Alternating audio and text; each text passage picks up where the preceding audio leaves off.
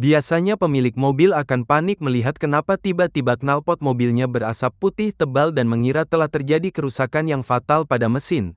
Padahal belum tentu, knalpot berasap putih bisa terjadi hanya karena hal sepele, salah satunya adalah melakukan pengisian volume oli mesin yang salah.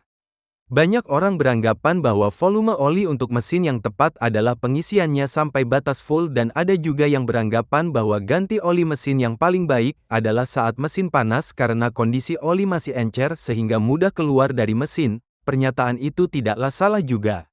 Namun apakah salah jika ganti oli mesin saat kondisi mesin sudah dingin? Jawabannya adalah tentulah tidak salah.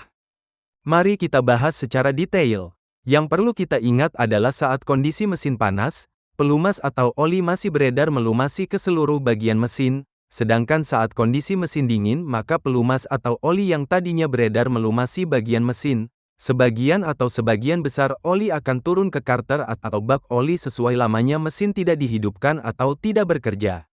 Dengan prinsip tadi, maka kita sudah tahu berapa volume oli yang paling tepat saat pergantian oli kondisi mesin panas ataupun pergantian oli saat mesin dingin.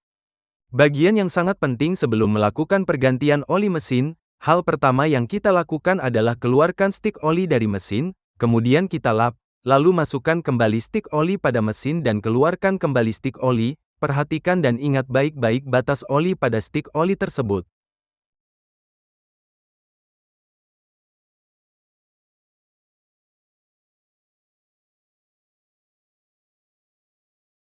Pengisian oli saat mesin kondisi panas, volume oli mesin yang paling tepat adalah berada di garis antara low dan full karena oli masih melumasi seluruh bagian-bagian mesin.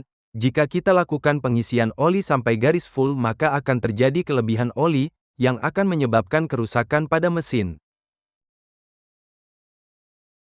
Sebaliknya saat kondisi mesin dingin, volume oli mesin yang paling tepat adalah berada di garis full atau yang paling mudah lakukan pengisian oli sesuai garis batas oli pada stik oli sebelum dilakukan pergantian oli, sehingga tidak terjadi kelebihan oli atau kekurangan oli saat pengisian yang bisa menyebabkan mesin mobil Anda rusak. Kesimpulannya adalah sebelum melakukan penggantian oli mesin Anda harus melakukan pengecekan volume oli mesin Anda pada stik oli, dan lakukan pengisian oli kembali dengan volume oli sesuai batas stik oli sebelum melakukan pergantian, sehingga Anda tidak perlu khawatir lagi apakah terjadi kelebihan atau kekurangan saat melakukan pengisian oli mesin mobil Anda.